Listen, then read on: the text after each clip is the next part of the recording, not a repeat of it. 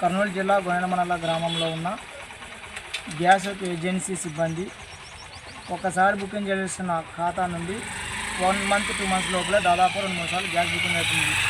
అది కస్టమర్కి ఎటువంటి సమాచారం లేకుండా దీనిపై పలుమార్లు ఎన్నోసార్లు గ్యాస్ ఏజెన్సీ వారికి సంప్రదించినా కూడా వాళ్ళు ఎటువంటి చలనం లేదు. అదేగాక దాదాపు అంటే అగ్రహారం నుంచి గొనెగండ్లకు 18 కిలోమీటర్ల వరకు 18 కిలోమీటర్ల వరకు ఉంటుంది. అగ్రహారం కింద వరకే గ్యాస్ ఏజెన్సీ వాళ్ళు ఒక ఆటో కూడా తీసుకురావడం లేదు. దీనివలన మధ్యలో ఉన్న డీలర్లు అయినటువంటి బయలుపల్లి రెడ్డి గారు ఒక గ్యాస్ పైన 100 రూపాయల నుంచి 200 దాకా డబ్బులు వసూలు చేస్తూ కస్టమర్కి ఎటువంటి సమాచారం ఇవ్వకుండా గ్యాస్ ఆయనే బుకింగ్ చేస్తూ ఆయనే గ్యాస్ బ్లాక్లో అమ్ముకోవడం జరుగుతుంది. దీనిపైన కూడా ఎన్నోసార్లు పలుమార్లు దాదాపు 2-3 సంవత్సరాలుగా గ్యాస్ ఏజెన్సీ వారిని సంప్రదించినా కూడా ఎటువంటి చలనం లేదు. కాబట్టి ఈ రోజుగా మా అమ్మగారి పేరు పైన గ్యాస్ ఉంటే నేను జనవరి 6వ తేదీ బుకింగ్ చేసుకోవడం జరిగింది. నేను బుకింగ్ చేసుకున్న తర్వాత మళ్ళీ 2 గ్యాసులు బుకింగ్ అయినాయి. ఏ విధంగా అయినా మాకైతే ఇంతవరకు సమాచారం లేదు. ఈ విధంగా నేను చాలా దాదాపు అంటే ఒక 10-15 మంది కస్టమర్లను సంప్రదిస్తే వాళ్ళలో కూడా ఇదే విధంగా జరగడం జరిగింది. కాబట్టి దీనిపైన కర్నూలు జిల్లా కలెక్టర్ గారు దీనిపైన చర్యలు తీసుకొని ఖచ్చితంగా ఈ ఏజెన్సీ అయితే నడుపుతున్నారో వారిపైన చర్యలు తీసుకొని జేసీని కూడా క్లోజ్ చేసేదిగా తెలియజేసుకుంటున్నాం. నా పేరు అందరి బంగారప్ప, బహుజన్ సమాజ్ పార్టీ ఎముడు అసెంబ్లీ ప్రెసిడెంట్. గ్యాస్ ఏజెన్సీ పేరు వచ్చేసి Shri Durga Bhavani Bharat gas agency Gonegandla. Bharat gas దీన్ని ప్రొవైడ్ చేస్తుంది. దీనిపైన పలుమార్లు ఎంతోమంది కస్టమర్లు వచ్చి ఇచ్చినా కూడా దీనిపైన స్పందన లేదు. కాబట్టి కర్నూలు జిల్లా కలెక్టర్ గారు ఖచ్చితంగా దీనిపైన తదుపరి చర్యలు తీసుకొని ప్రజలందరూ కూడా సమన్వయం చేయాలని చెప్పి తెలియజేస్తున్నాం. ఒకవేళ లేని పక్షంలో ఖచ్చితంగా కలెక్టర్ లేటర్ని కూడా ముట్టడిస్తామని చెప్పి ఈ మీడియా ముఖ్యంగా తెలియజేస్తున్నాం. మిత్రులు, జై భీమ్. ఇప్పుడు 3 సార్లు మీకు గ్యాస్ బుకింగ్ అయ్యేది అన్నారు కదా, అంటే మీకు ఎట్లా తెలిసింది 3 సార్లు గ్యాస్ బుకింగ్ అయిందని?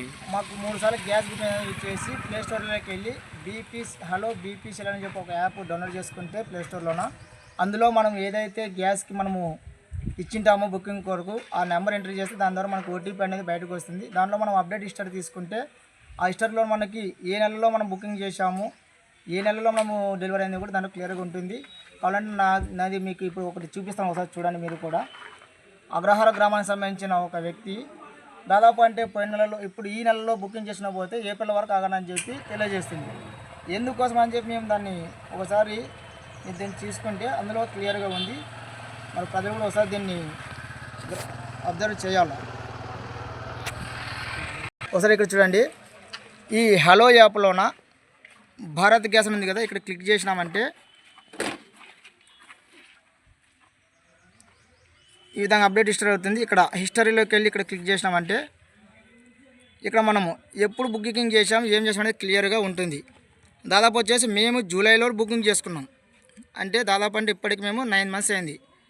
జూలైలో బుకింగ్ చేసుకుంటే మా పేరు పైన చూడండి, అక్టోబర్లో, నవంబర్, డిసెంబర్, జనవరి, రీసెంట్గా ఫిబ్రవరిలో కూడా 400 విరిగాయింది. ఇప్పుడు మేము బుకింగ్ చేసేయడానికి వెళ్తే తీసుకోవట్లేదు.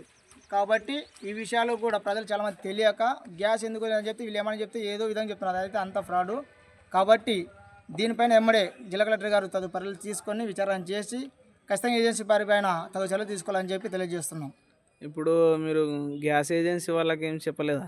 గ్యాస్ ఏజెన్సీ వాళ్ళకి జరుగుతుందని అడగలేదు ఒకసారి కూడా? గ్యాస్ ఏజెన్సీ వాళ్ళకి మేము గతంలో 1.5 year చెప్పినాం. ఏమని చెప్పినామంటే, సార్ మధ్యలో ఉన్న డీలర్లు చాలా ప్రజలకు ఇబ్బంది కలిగిస్తున్నారు.